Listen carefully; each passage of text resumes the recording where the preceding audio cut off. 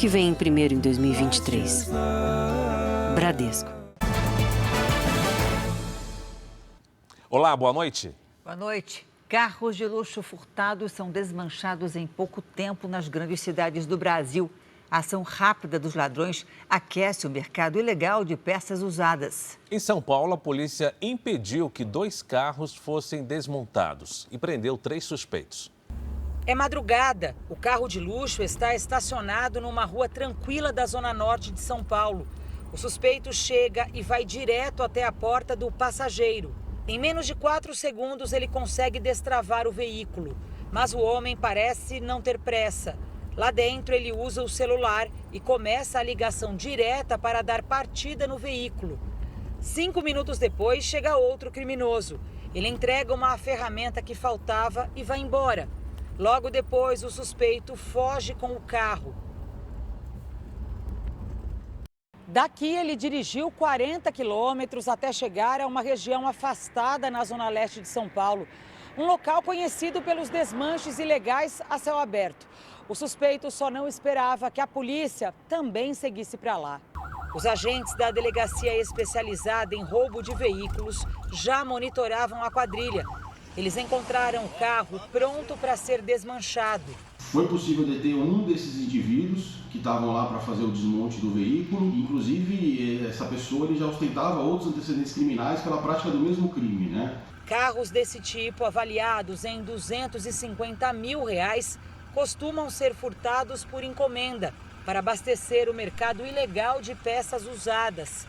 O mesmo flagrante se repetiu ontem à tarde. Os policiais conseguiram evitar que outro carro de luxo fosse desmontado. 2 homens foram presos em flagrante. Eles já tinham passagem pela polícia pelo mesmo crime. O cantor Péricles não teve essa sorte. O sambista foi assaltado na noite de quinta-feira. Os ladrões levaram o carro dele avaliado em mais de R$300 mil. Ontem, o que sobrou do veículo foi encontrado num desmanche. Veja agora outros destaques do dia. Polícia Rodoviária Federal retira ônibus clandestinos das estradas durante o carnaval. Policiamento não evita roubo e furto de celulares no desfile dos blocos em São Paulo. Remédio para diabetes começa a faltar nas farmácias depois de uso contra a obesidade. Temporal deixa campo alagado durante partida do Campeonato Paulista. Corpo de ex-jogador do Chelsea é encontrado sob os escombros do terremoto na Turquia. E você vai saber quem é o brasileiro que venceu um dos prêmios de música erudita mais importantes do mundo.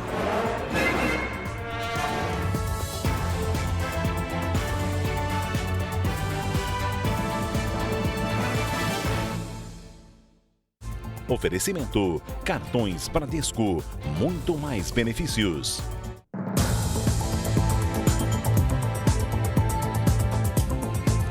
Sábado de carnaval foi de blocos pelas ruas de São Paulo, mas também de transtorno e prejuízo para os foliões. Em um dos flagrantes, 11 colombianos foram presos depois de roubar dezenas de telefones celulares. A festa deu lugar à correria neste bloco de carnaval no centro da capital paulista. Este homem havia acabado de tentar roubar o celular de um folião. As pessoas ao redor até conseguem segurar o suspeito, mas enquanto a polícia é chamada, ele foge. Em outro flagrante, a polícia prendeu 11 colombianos com dezenas de celulares roubados e furtados durante uma festa de rua. As mulheres da quadrilha guardavam os aparelhos debaixo das roupas e dentro de bolsas para não chamar a atenção. Em blocos de carnaval, cenas assim não são raras. Pessoas com celular em punho registram o melhor da festa. Mas é aí que mora o perigo. A folia mal começou e o Vinícius já teve o telefone furtado. Em questão de menos de 1 minuto, fui pegar o celular do bolso, tentar pegar o celular do bolso novamente, o celular não estava mais para guardar na pochete. Aí o transtorno é enorme, que no celular hoje em dia a gente guarda até documento. Enquanto os foliões se divertem e se distraem, os criminosos não descansam. Ficam de olhos bem abertos, atentos ao item mais cobiçado nos bloquinhos, o telefone celular. Mas a polícia está em alerta e, para frear os roubos e furtos, montou um esquema forte de segurança.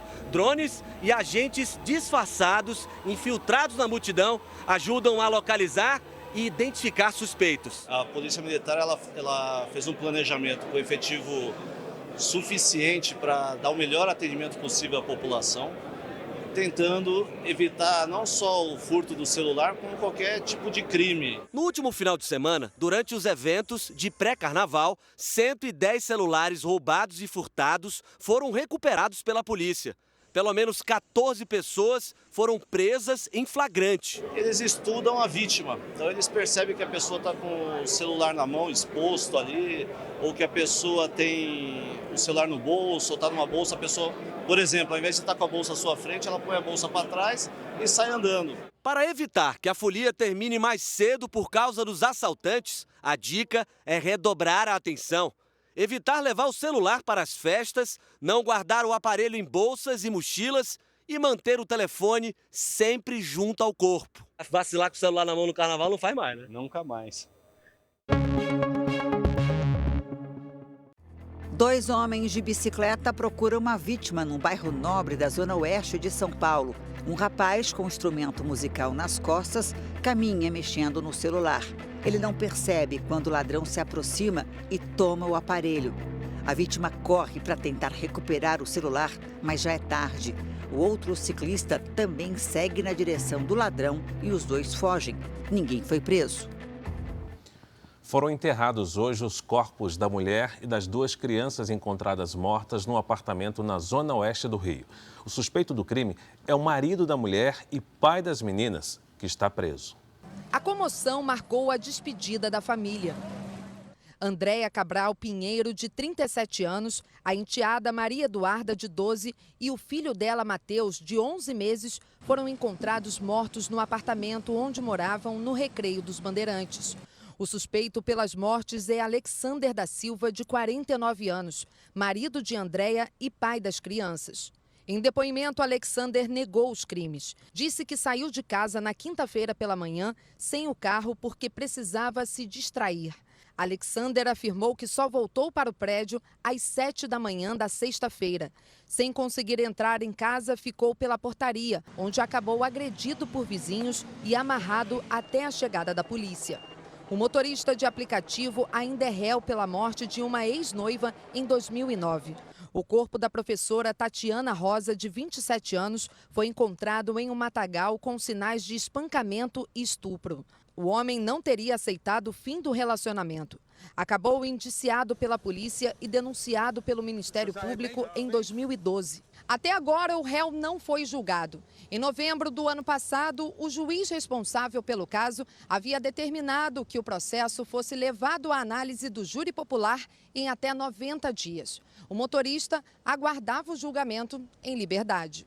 Uma pessoa que conhecia Tatiana e que não quer mostrar o rosto lamentou a demora para julgar o caso. Não precisava se esperar 14 anos, se tivesse esperado 13, e no último julgamento, ele com certeza teria sido preso. Hoje a gente não estava velando 3 pessoas aqui.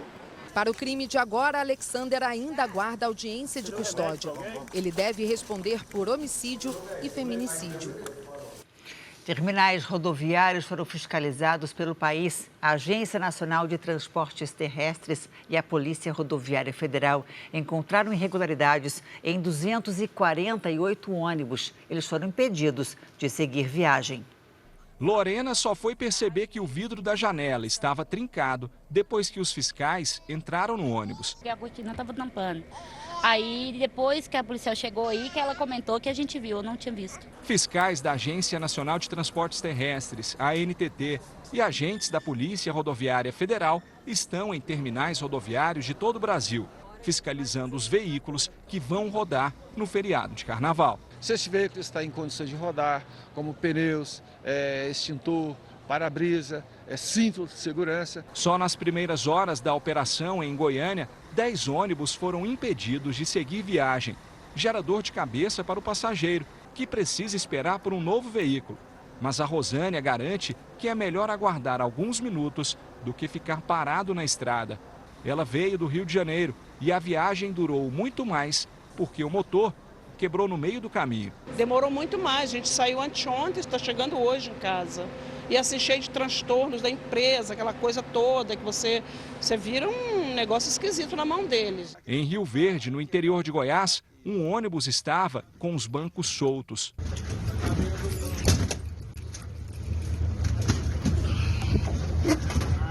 De acordo com a Polícia Rodoviária Federal, a estimativa é que a quantidade de ônibus rodando nas estradas de todo o Brasil neste feriado de carnaval aumente 30%. Além do estado de conservação dos veículos, a fiscalização também está de olho em um outro problema grave: o transporte clandestino. É a pior viagem que você pode embarcar. São motoristas que não são treinados, são motoristas que não são observados a carga horária de direção, são veículos em péssimo estado de segurança, são veículos que não têm seguro. Um ônibus com 45 passageiros caiu em uma vala na BR-020, perto de Planaltina, no Distrito Federal. De acordo com o motorista, a direção travou e ele precisou jogar o veículo para a lateral da pista para evitar uma colisão. Ninguém teve ferimentos graves. Um caminhão que circulava por uma das principais vias de Goiânia caiu neste rio. O motorista estava sozinho no momento da queda. Ele foi socorrido com ferimentos no ombro e não corre risco de morrer. Ainda não se sabe a causa do acidente. Uma adutora se rompeu hoje de manhã na avenida por onde passa parte dos blocos de Carnaval de Salvador. Com o alagamento, o asfalto cedeu e foi formada uma cratera. Houve também problemas no fornecimento de água na região. A empresa baiana de águas e saneamento e a prefeitura informaram que a situação já foi resolvida e que os desfiles não foram afetados. Um medicamento usado para o tratamento da diabetes está em falta nas farmácias do país. A procura aumentou porque o remédio tem sido usado para emagrecer.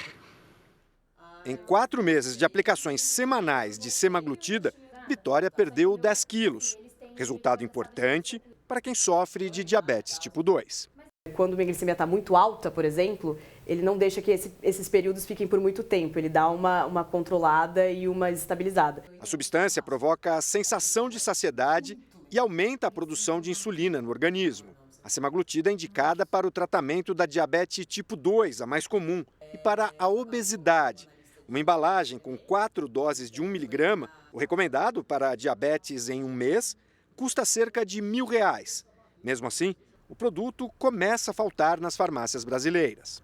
Eu entrei na primeira farmácia, eles não tinham, fui na segunda, também não tinha, e na terceira consegui encontrar. Tudo isso na mesma região, mas mesmo assim um transtorno um pouco maior de encontrar o medicamento. O problema no abastecimento das farmácias é atribuído justamente a esse efeito emagrecedor.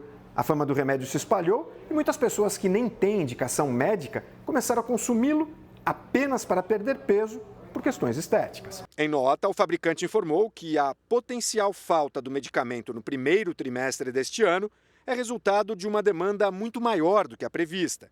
O diretor da Sociedade Brasileira de Endocrinologia diz que é importante que pacientes com diabetes que não encontrem o produto o substituam com orientação médica. A pessoa que usa esse medicamento para controlar a glicose e vai à farmácia e não encontra, ela precisa conversar com o médico dela para encontrar uma alternativa a esse medicamento. Ela não pode simplesmente ficar sem, sob o risco de ter uma elevação importante do açúcar no sangue. O endocrinologista explica que quem não tem indicação médica não deve consumir a semaglutida. Essas pessoas estão se colocando em risco e também estão dificultando o tratamento correto por aquelas pessoas que realmente precisam fazer uso desse medicamento.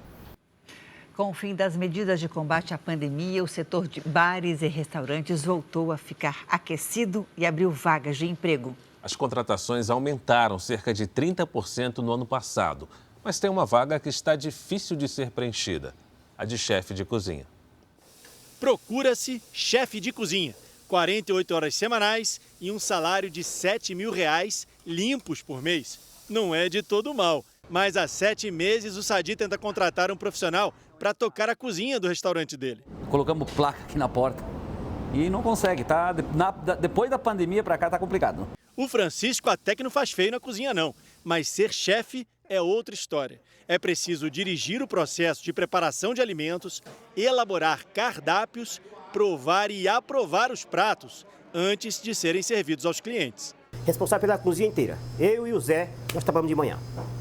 Então é tudo com nós dois, as coisas aqui. E para fazer compras, aí já não é contigo? Para fazer compra tem a Cláudia que faz a lista e passa para o proprietário. O restaurante do Sadia atende cerca de 300 clientes por dia. A equipe na cozinha deve ser formada por 7 pessoas, mas hoje são 6 funcionários. Por isso, cabe a ele também fazer o serviço do chefe. Além de se preocupar com as outras 3 lojas, nessa aqui o Sadi ainda tem que fazer lista de compras, organizar a parte financeira, chefiar a equipe e ainda dar atenção aos clientes aqui no salão.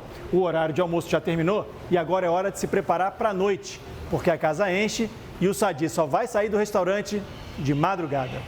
O mercado de bares e restaurantes movimenta 250 bilhões de reais por ano no país. E segundo um levantamento da Associação Brasileira do Setor, já começa a reaquecer depois da pandemia.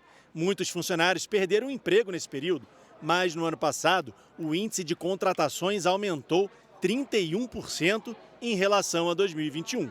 E 20% dos donos reclamam da dificuldade para contratar chefes de cozinha. Essa escola em São Paulo prepara homens e mulheres para assumir as cozinhas. Hoje as aulas são para aperfeiçoamento em confeitaria. Rafael é formado em marketing e apaixonado por gastronomia. Ele viu que havia oportunidades na área e virou chefe de cozinha, mas diz que não é fácil. Quando a gente pensa numa especialização, a gente quer conseguir atingir grandes restaurantes, grandes nomes ou, de repente, ter uma grande marca.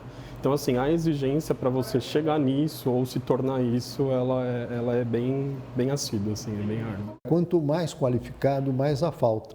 Pizzaiolo, sushi man. Mas na cozinha do Chico, ele não gosta muito de chefe, não. Não, eu não gosto de trabalhar com chefe porque é o seguinte, sabe por que é chefe? Chefe é chato. Agora o noticiário internacional. Pela primeira vez, os Estados Unidos acusaram a Rússia de cometer crimes contra a humanidade na Ucrânia. A afirmação foi feita pela vice-presidente americana Kamala Harris durante a Conferência de Segurança em Munique, na Alemanha. O encontro de 3 dias reúne cerca de 40 autoridades internacionais. Os chefes de Estado pediram mais apoio militar à Ucrânia em meio a um aumento da ofensiva russa. Com a ajuda de países do Ocidente, a Ucrânia resiste à ofensiva do exército russo. É nesse cenário que os Estados Unidos se destacam como o principal fornecedor de mísseis e equipamentos ao exército ucraniano. O temor é que essa interferência eleve o confronto a uma proporção ainda maior com o uso de armas nucleares. É o que você vai ver na reportagem especial sobre a guerra, que completa 1 ano na semana que vem.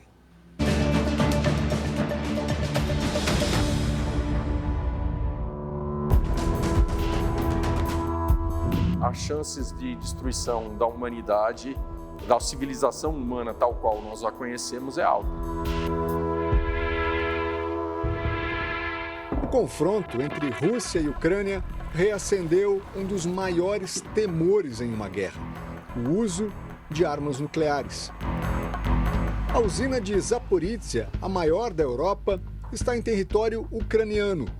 Tropas russas conseguiram acessar as instalações em agosto do ano passado e o risco de um bombardeio deixou o mundo em alerta.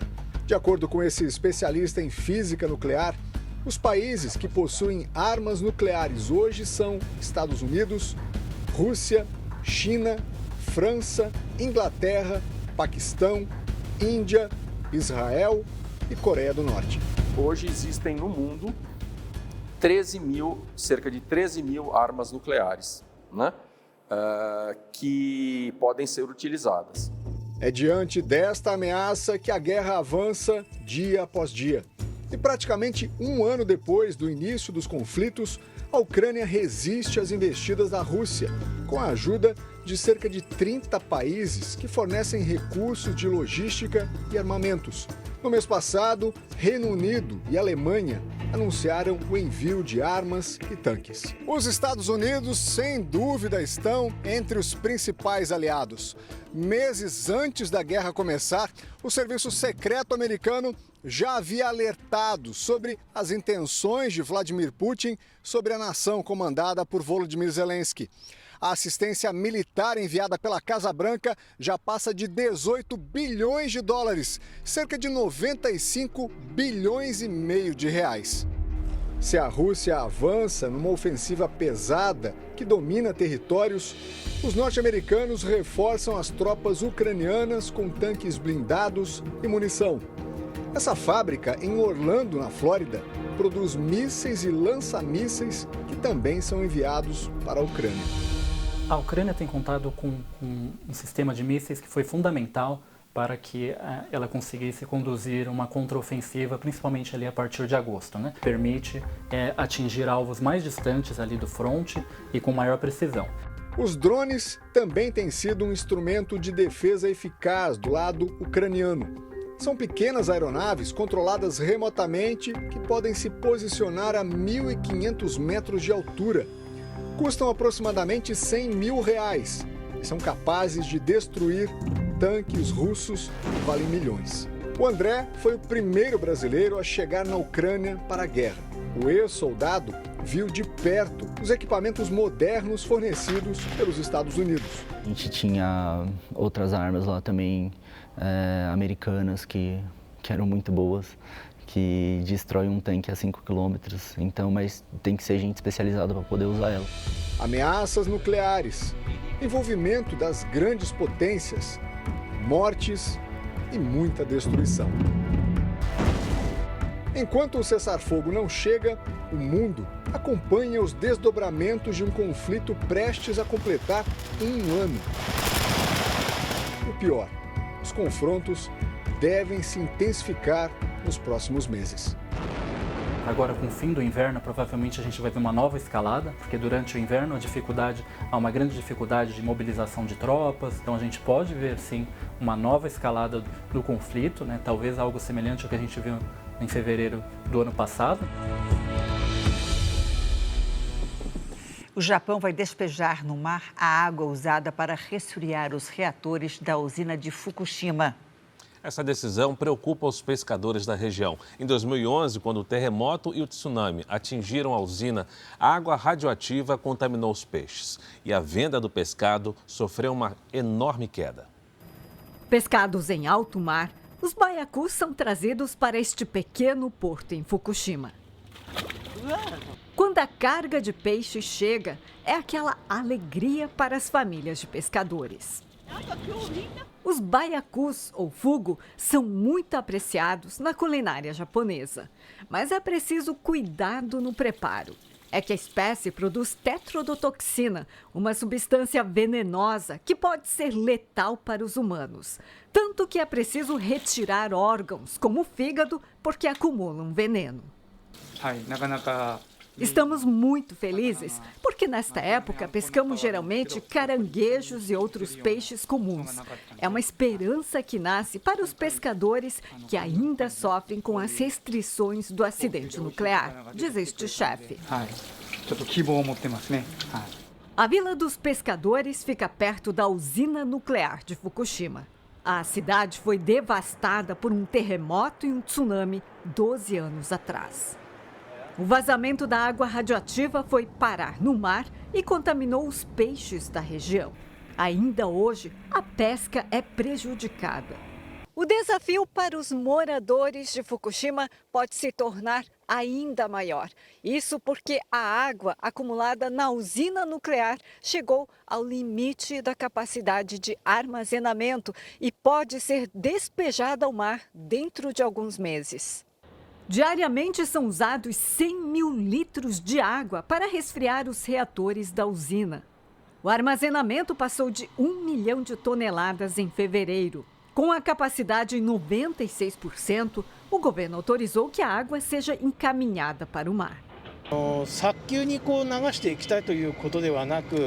Não vamos soltar tudo de uma vez. No máximo vão ser 500 toneladas por dia, num processo que pode levar entre 30 e 40 anos, diz o funcionário da empresa que administra a usina. Segundo ele, a maioria dos elementos radioativos vai ser removida da água, incluindo o césio. Mas o trítio permanece. Especialistas afirmam que o material só é prejudicial aos humanos em grandes doses. E a empresa garante que o nível liberado vai ficar muito abaixo dos limites recomendados. Para garantir a segurança, são feitos testes com peixes que vivem nessa água tratada. Eles são comparados diariamente com outros que vivem na água do mar.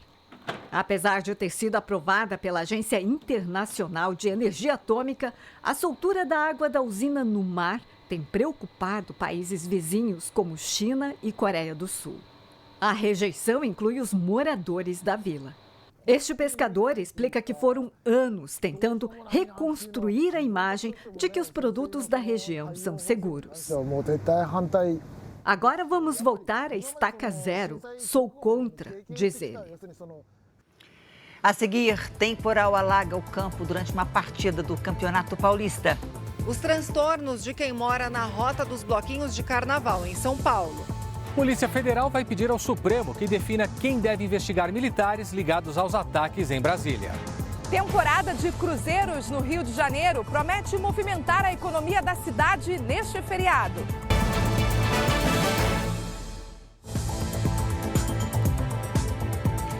O sábado de calor levou cariocas e turistas às praias do Rio.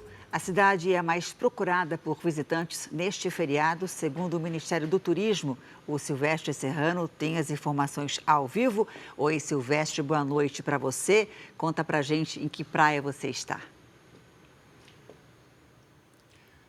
Olá, Janine, boa noite a você, boa noite também ao Fara. Eu me encontro aqui na Praia do Recreio, na zona oeste do Rio. O movimento aqui é um movimento muito tranquilo, a noite chegou, o sol foi embora, a temperatura até caiu um pouquinho, mas temos uma movimentação grande de turistas e cariocas na zona sul da cidade, também em bares, restaurantes e quiosques. Hoje a temperatura passou um pouquinho dos 30 graus, nada comparado a ontem, quando tivemos o recorde para o verão, 58 graus centígrados de sensação térmica. Mas hoje foi o suficiente para deixar todo mundo feliz, porque aqui vindo para o Rio de Janeiro, se tem calor, se tem sol e se tem praia, todo mundo fica bastante feliz com essa situação. Segundo a Associação Brasileira da Indústria de Hotéis, a taxa de ocupação chegou nesse feriado prolongado a 91%, 10 pontos percentuais acima, praticamente 10 pontos percentuais acima dos registrados no ano de 2021 e 2022,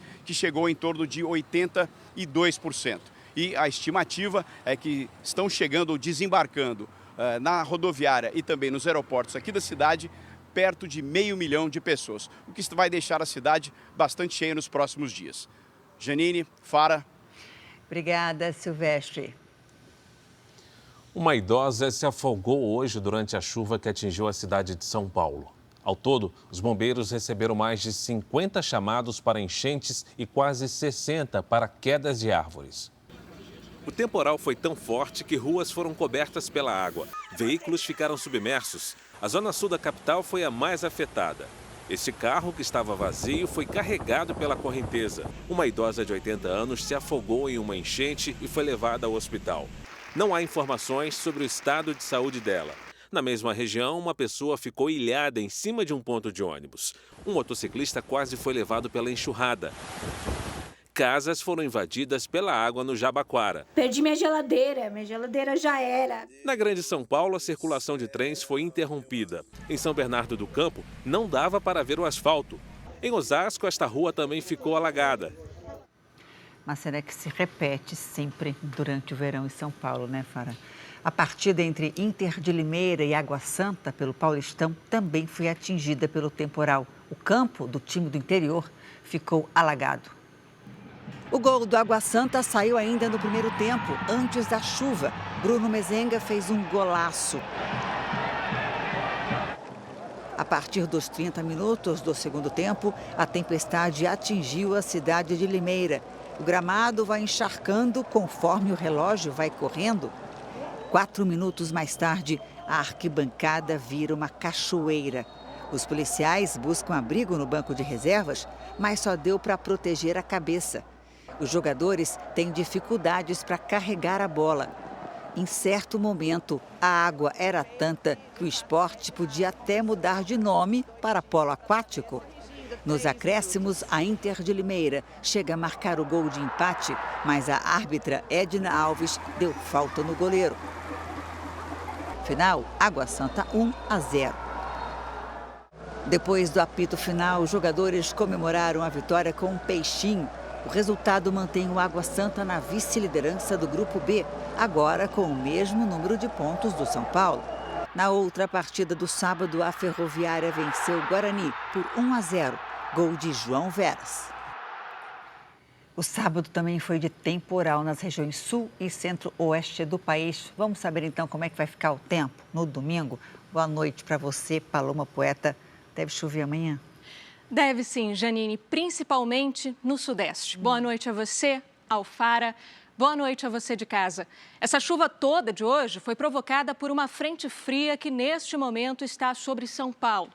Neste domingo, ela se afasta para o oceano, mas uma circulação de ventos não deixa as nuvens se dissiparem. O mar continua agitado, com ondas de até 3 metros entre hoje e amanhã. E do Paraná até Minas Gerais, qualquer chuva, ainda que fraca, pode causar alagamentos e deslizamentos. Nas áreas claras do mapa, tempo firme. No interior do Rio Grande do Sul e do Nordeste, é o ar seco que ganha força. A umidade do ar nessas áreas fica abaixo dos 60%, que é o mínimo recomendado para a saúde humana. Por isso, garrafinha d'água, viu? Em Curitiba, amanhã, friozinho, não passa dos 19 graus. Em Cuiabá, chega a 29. Em João Pessoa, máxima de 32 e em São Luís, 31. E como será o domingo em alguns dos principais destinos desse feriado? Em Florianópolis, tempo nublado, mas sem chance de chuva e faz até 26 graus. Em São Paulo, mais temporais e a temperatura cai. Mínima de 17, máxima de 23. No Rio de Janeiro, tem calor de 31 graus e pode chover a partir da tarde. E em Salvador, previsão de chuva passageira, mas a maior parte do dia deve ser mesmo de sol e calorão também. Vamos então ao Tempo Delivery de hoje, começando com o Arthur, da cidade de Lucas do Rio Verde, em Mato Grosso. Paloma. Claro, vamos para lá então, Fara. Oi, Arthur, a previsão é de tempo instável. O sol aparece entre nuvens e a chuva vem a qualquer hora. Na terça-feira, a temperatura cai, máxima de 24 graus. Olha, a Regina, Valtemir e também a Sofia querem saber como é que fica o tempo em Miguel Calmon, na Bahia. Claro. Oi, gente. Muito sol e calorão por aí, viu? Tem previsão de chuva, mas deve ser passageira, aquela chuva só para refrescar mesmo. Para participar também do nosso Tempo Delivery, é só mandar o seu pedido pelas redes sociais com o nome da cidade e a hashtag você no JR. Janine, Fara, um ótimo domingo para vocês. Obrigada para você também. Bom domingo de carnaval. Valeu. Obrigado, Paloma. Veja a seguir reportagem exclusiva sobre o combate ao garimpo ilegal no Pará. Reciclagem de alumínio, um negócio bilionário que ajuda milhares de famílias. Preços do álcool e gasolina sem impostos causam crise no mercado de gás natural veicular.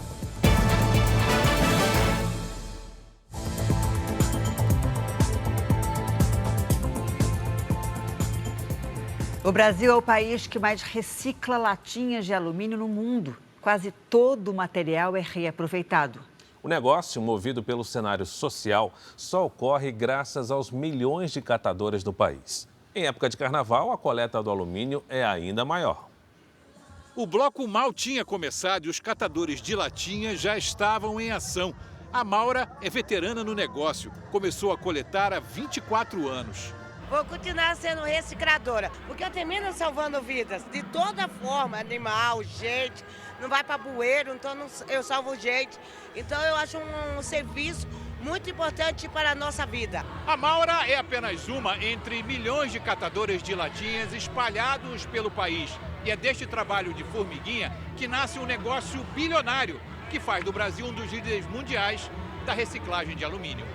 Em 2021, foram recicladas 33 bilhões de latinhas no país, o equivalente a 98,7% de tudo o que foi consumido, acima do Japão, do Chile e dos Estados Unidos.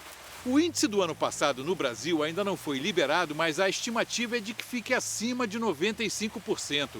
Este centro de coleta, na zona leste de São Paulo, pertence à empresa responsável pela maior parte da reciclagem do país. Aqui, O som do carnaval tem um ritmo diferente. São 9 toneladas de latas por dia e cada tonelada de alumínio reciclado reduz em 95% a emissão de gás carbônico e o consumo de energia na comparação com a produção de alumínio primário a partir da bauxita. Há 15 anos, esse índice já está acima de 95%. Então, com certeza, a gente já tem uma cadeia da reciclagem do alumínio super bem estruturada, em que envolve todos os elos dessa cadeia, né, e que agrega valor para todos os elos dessa cadeia. Não é um processo muito demorado. Em 24 horas, as latas coletadas nas ruas já foram selecionadas e prensadas. E esta é a parte final do processo.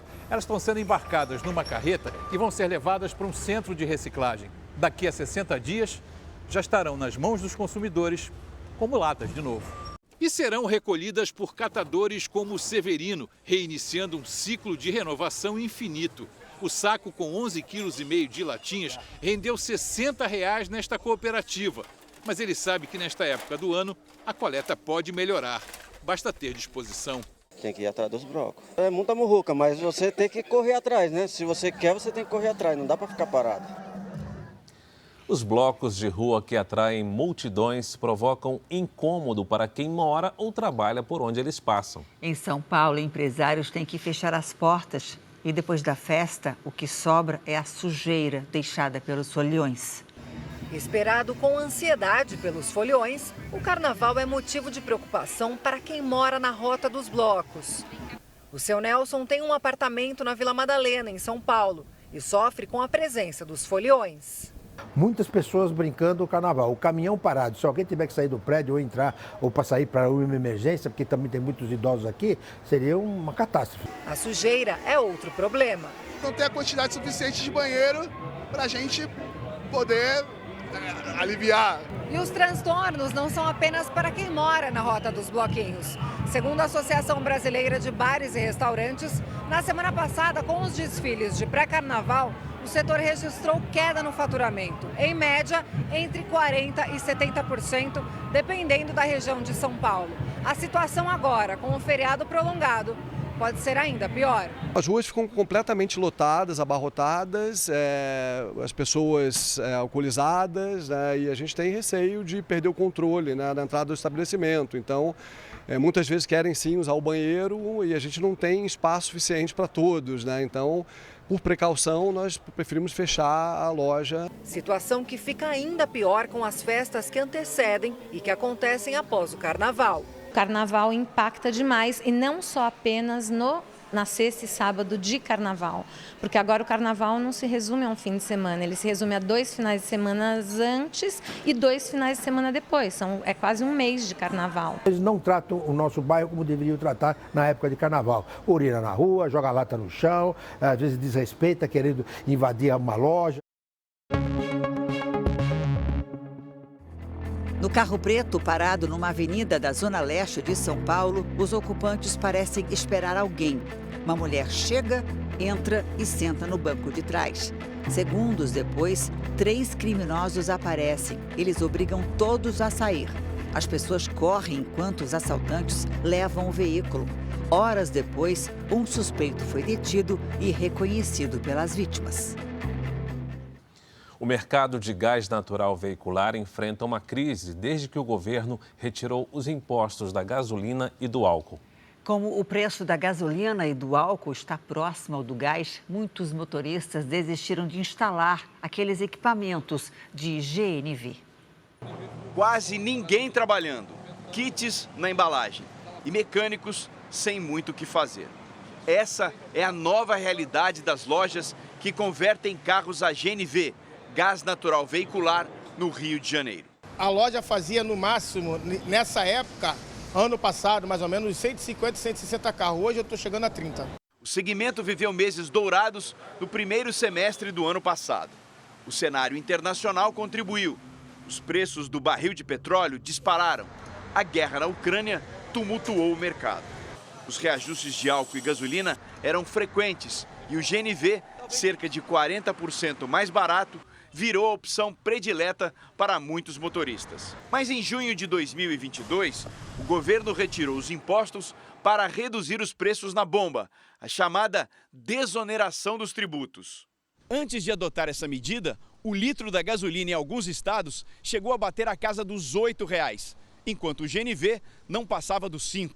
Com a retirada dos impostos, os preços do álcool e da gasolina começaram a se aproximar do gás natural. Foi quando o GNV deixou de ser atrativo para os motoristas. A diferença que antes chegava a R$ 4,00, agora é de centavos entre os combustíveis.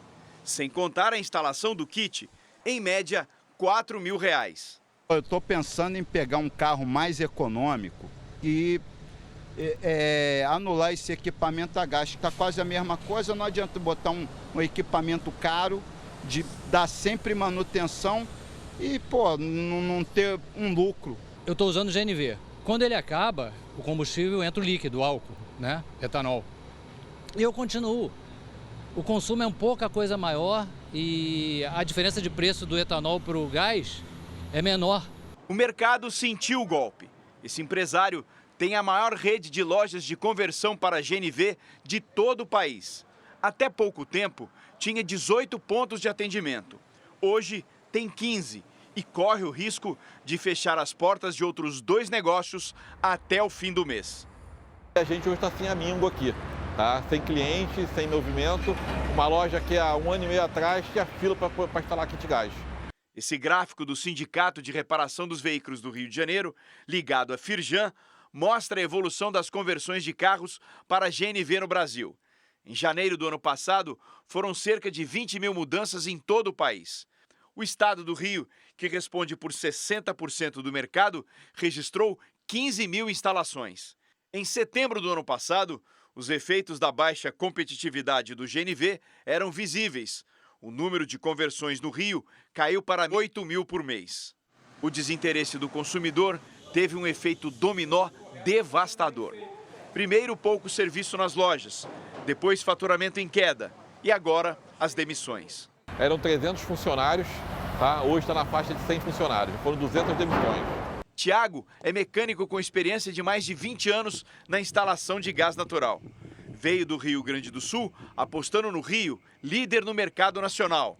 Há quase 5 meses está desempregado e vive uma dura realidade.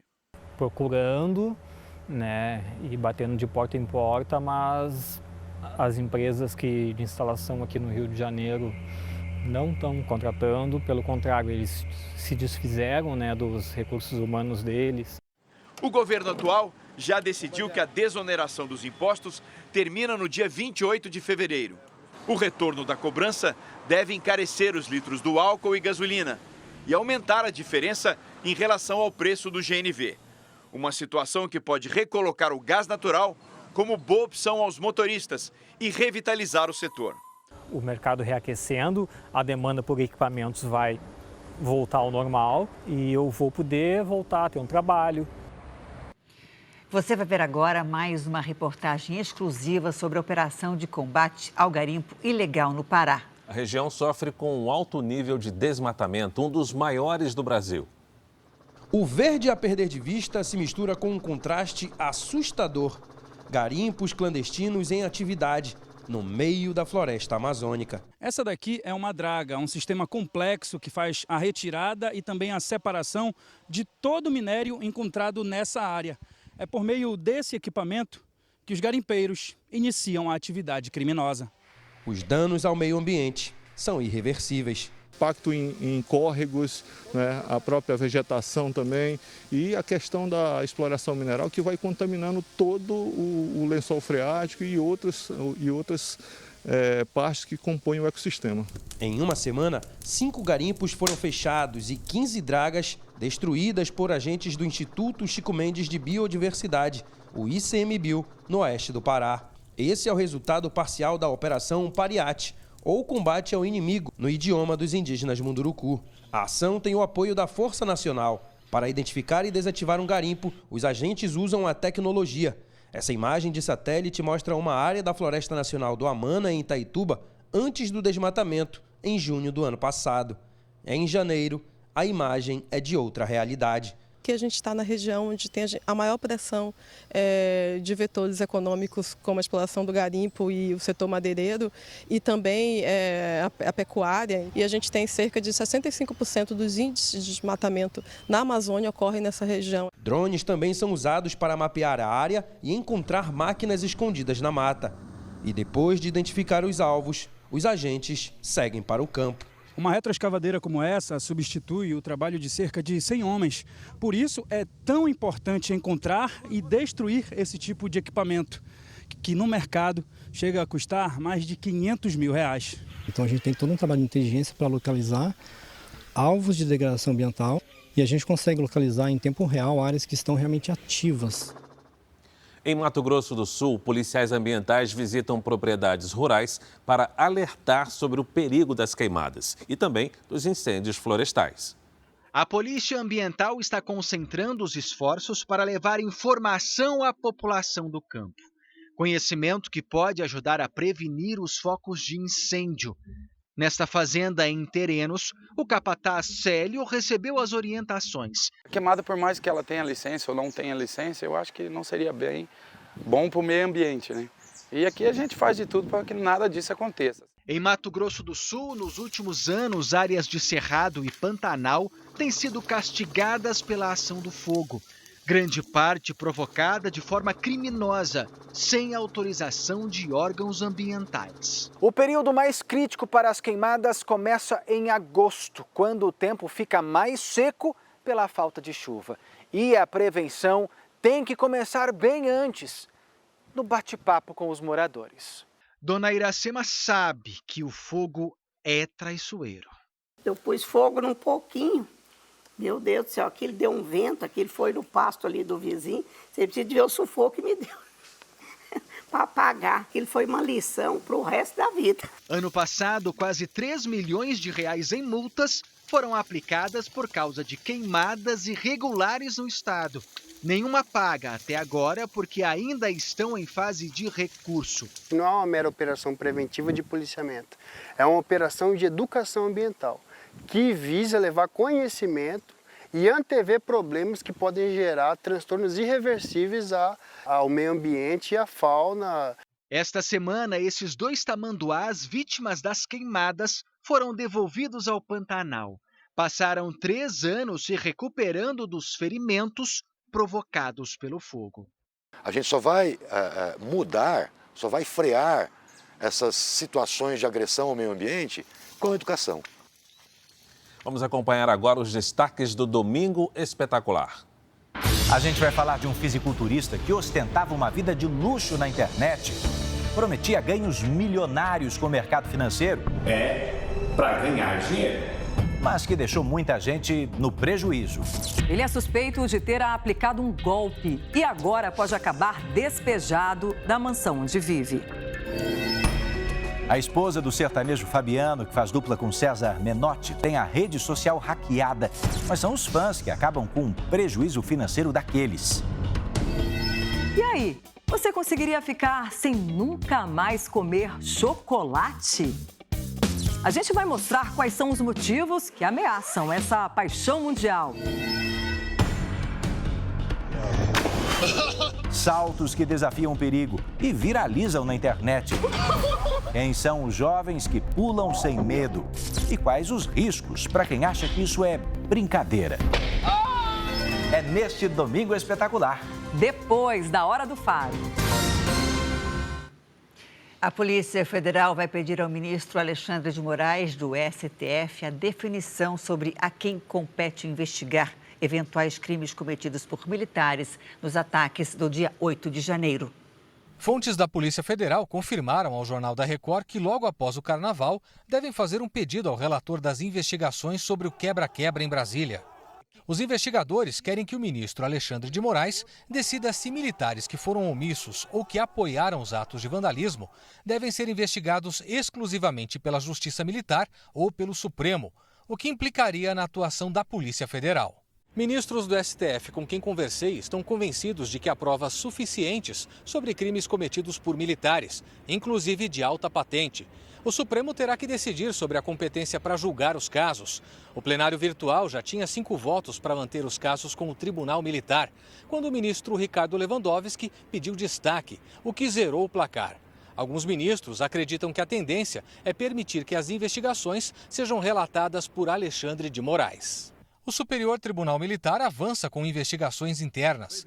Na ata da sessão de abertura dos trabalhos, o Procurador-Geral da Justiça Militar, Antônio Pereira Duarte, alertou que até generais poderão ser punidos pelos atos de 8 de janeiro. Notícias de fato que estão em trâmite no âmbito do Ministério Público Militar, todas relacionadas à apuração das circunstâncias relativas a supostas ações ou omissões, inclusive de oficiais generais. Também são investigados militares do Exército, que teriam pedido apoio para os atos de 8 de janeiro, inclusive com alusão à intervenção militar, pauta antidemocrática dos manifestantes extremistas. O Jornal da Record procurou as Forças Armadas. O Exército e a Aeronáutica não se manifestaram. A Marinha informou que um militar da reserva está preso à disposição da Justiça. O Superior Tribunal Militar também não se manifestou. Pessoas físicas, micro e pequenas empresas têm até o fim de março para renegociar dívidas com a Receita Federal com desconto. O governo espera arrecadar 35 bilhões de reais. Dívida é sinônimo de dor de cabeça. Para muitos, é motivo de insônia e preocupação. A gente fica preocupado, né? É muito ruim. Muito ruim. Por quê? Porque eles não conseguem pagar. As causas para o endividamento são várias: desemprego, falta de planejamento, empréstimos acumulados. Para essa hamburgueria, o motivo foi a pandemia. Como muitos lojistas, eles tiveram que priorizar as contas e aí não sobrou dinheiro para pagar os tributos. A gente deu como prioridade também, como a gente tem bastante funcionários, pagamento de funcionário e a negociação com fornecedores. Nisso, a gente priorizou isso, então acumulou alguns impostos. Mas a hamburgueria pode estar perto de deixar a lista de devedores. O governo federal lançou um programa que oferece condições especiais a pessoas físicas, micro, pequenas e grandes empresas para a quitação de impostos junto à Receita Federal. Pessoas físicas, micro e pequenas empresas com dívidas de até 60 salários mínimos podem ter descontos de até 50% sobre o valor do débito, que inclui tributo, juros e multa. Para empresas que devem acima de 60 salários mínimos, os descontos podem ser de até 100% sobre o valor dos juros e das multas. O prazo de pagamento será de até 12 meses. Mas há algumas restrições. O Simples Nacional, por que não pode? Porque o Simples Nacional não é um tributo administrado somente pela Receita. Ele é administrado por outros órgãos federados e depende de uma lei complementar para alterar qualquer questão a respeito do Simples Nacional. O programa Litígio Zero faz parte das medidas anunciadas pelo Ministério da Fazenda para a recuperação das contas públicas. Com ele, o governo federal pretende arrecadar até 35 bilhões de reais.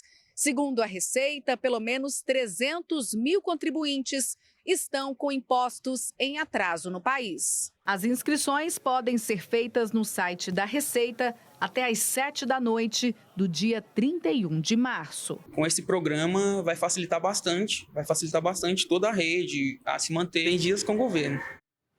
A China diz que os Estados Unidos tiveram um comportamento histérico no caso dos balões que sobrevoaram o território americano. Uma relação cada vez mais estremecida. A novidade agora é a declaração de um diplomata chinês que classificou a atitude dos Estados Unidos de abater os balões como absurda e histérica. Ele também acrescentou que a postura demonstrou fraqueza, ao contrário do que as forças americanas pretendiam mostrar para o mundo. A China continua firme na alegação de que os Estados Unidos violaram normas internacionais e que o balão não tripulado apenas invadiu o espaço aéreo dos Estados Unidos por conta de fortes ventos. Segundo o principal diplomata da China, o ato foi um abuso de força militar. Em um pronunciamento, o presidente americano Joe Biden disse que os Estados Unidos não querem conflito com a China e que não há intenção de que haja uma guerra, mas também que não vai pedir desculpas por derrubar os balões, que, segundo o governo chinês, tinham funções meteorológicas. Para o Serviço de Inteligência americano, se tratava de espionagem. Já a Coreia do Norte disparou hoje um míssil balístico intercontinental que caiu em águas japonesas. Autoridades do Japão afirmaram que o míssil viajou por 1 hora, percorreu 900 quilômetros e caiu no mar. Não houve relatos de danos. Em comunicado, a Casa Branca disse que o lançamento aumenta desnecessariamente as tensões e corre o risco de desestabilizar a segurança na região. A Coreia do Norte não se pronunciou sobre o assunto. O terremoto já matou 46 mil pessoas na Turquia e na Síria. Hoje, 3 pessoas foram retiradas com vida dos escombros, entre elas uma criança que morreu logo depois. Também foi encontrado o corpo de um jogador de futebol. Christian Atsu tinha 31 anos e atuava pelo Hatayspor. O atacante foi encontrado morto nos escombros do prédio onde morava na Turquia. A estimativa é que 800 pessoas tenham sido soterradas no local. O jogador teve passagens pelo Chelsea da Inglaterra e pelo Porto. Na equipe portuguesa, entre 2011 e 2013, Atsu teve como companheiro o brasileiro Danilo, que prestou homenagem ao ganês.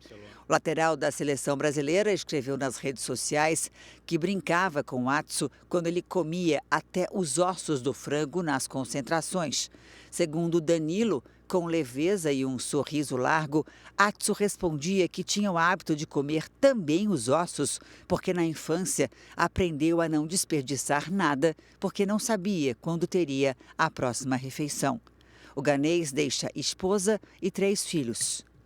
A busca por sobreviventes continua depois de 13 dias. Bombeiros encontraram hoje 3 pessoas com vida: pai, mãe e filho.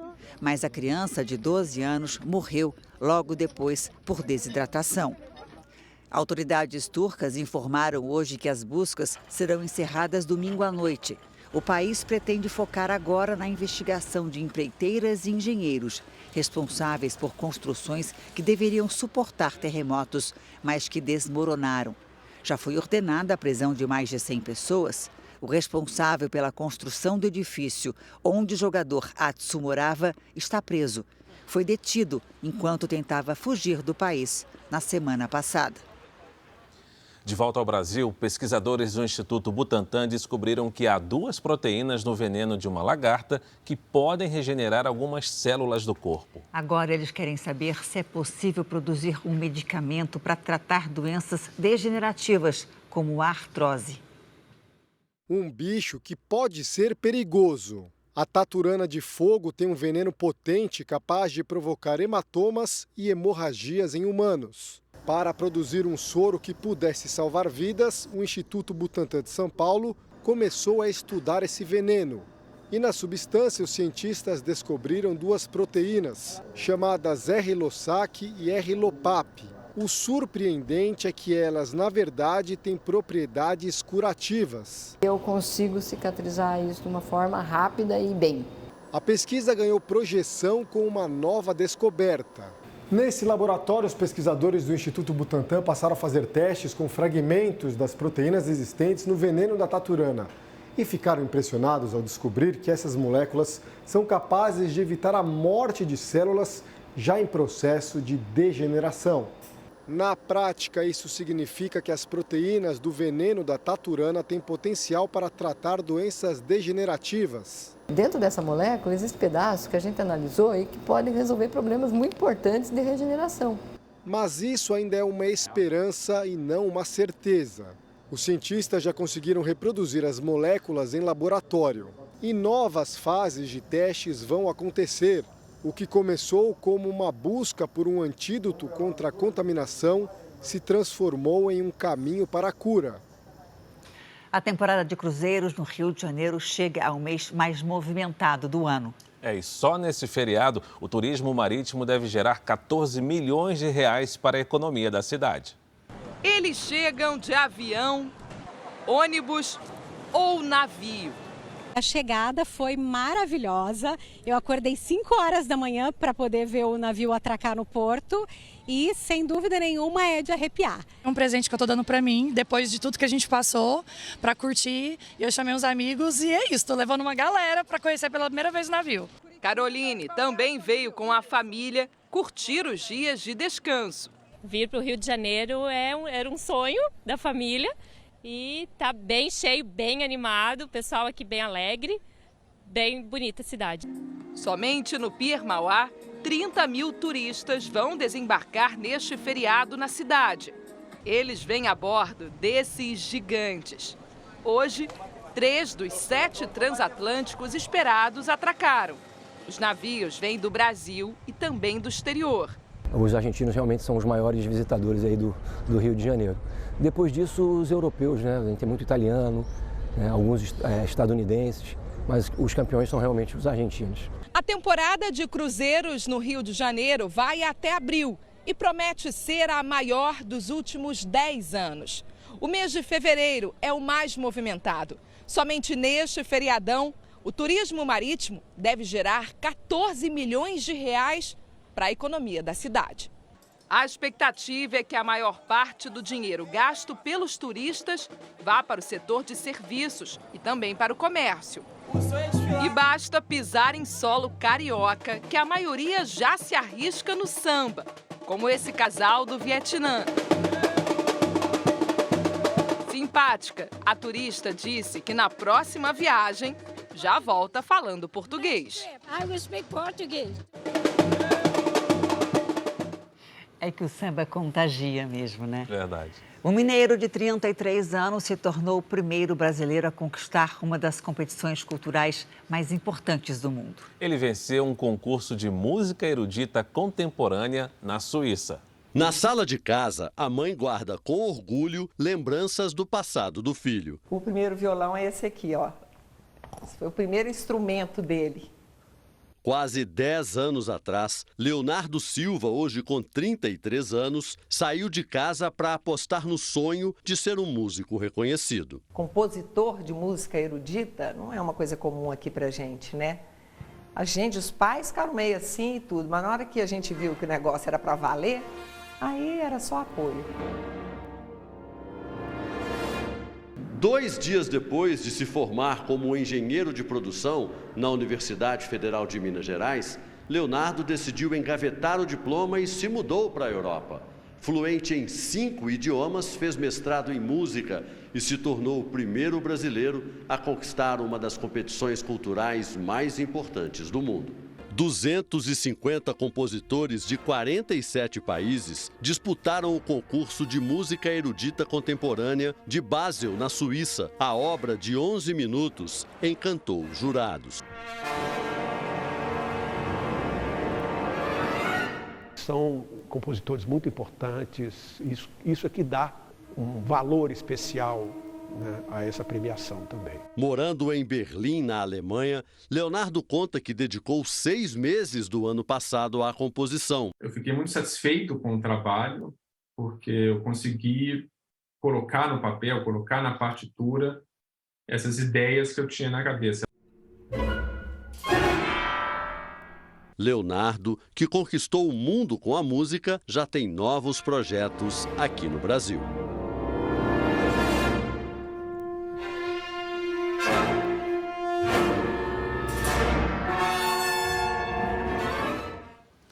O Jornal da Record termina aqui. A edição de hoje na íntegra e também a nossa versão em podcast estão no Play Plus e em todas as nossas plataformas digitais. Fica agora com o resumo da série Reis. Boa noite para você e um bom fim de semana. Uma excelente noite e um ótimo fim de semana.